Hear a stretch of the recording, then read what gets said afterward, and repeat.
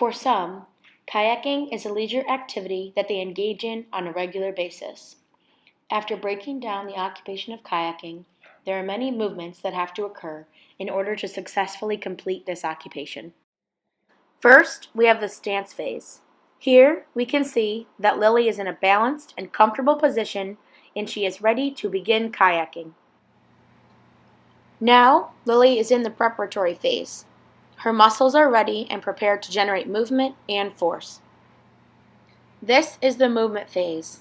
Lily is engaging in the action part of kayaking. She is moving and accelerating. Lily is now in the follow-through or deceleration phase. The generation of her movements are decreasing because she's getting ready to stop. This is the recovery phase. Here, Lily is regaining her balance and she has finally stopped the movement. She is getting ready for a new movement to begin. Lillian's specific movements in the stance phase include a neutral neck, stable core, her shoulders are slightly flexed, her elbows are flexed, her wrists are in neutral, her fingers are flexed, Lily's thumbs are in a neutral position, her hips are flexed, her knees are extended, and her feet are in plantar flexion. Lillian's specific movements in the preparatory phase include a neutral neck and a stable core. Lily's left and right shoulder are abducted and flexed, but her left shoulder is more flexed than her right shoulder. Her elbows and wrists are both extending in this phase. Her fingers are still flexed, and now her thumb is in a flexed position. Her hips are flexed, her knees are extended, and Lillian's feet are in plantar flexion. Specific movements occurring in the movement phase include cervical neck rotation and trunk rotation.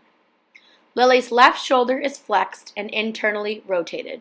Her left elbow is flexed and her left wrist is in a neutral position.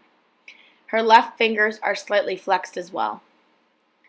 Lily's right shoulder is abducted, her right elbow is extended, her right wrist has a small degree of ulnar deviation, her right fingers are slightly flexed, her right thumb is flexed, her hips are flexed, her knees are extended, and her feet are in plantar flexion.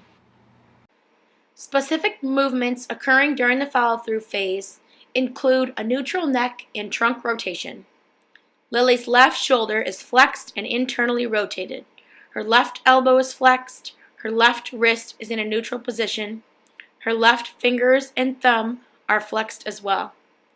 Lily's right shoulder is abducted, her right elbow is flexed, her right wrist is slightly flexed, and her right fingers and thumb are flexed as well.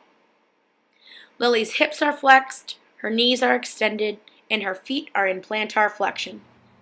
Lastly, the specific movements in the recovery phase look very similar to the specific movements in the stance phase. In the recovery phase, Lillian has a neutral neck and a stable core. Her shoulders are slightly flexed and abducted, her elbows are flexed, her wrists are slightly extended, her fingers are flexed, and her thumbs are in a neutral position as well. Lily's hips are flexed, her knees are extended, and her feet are in plantar flexion.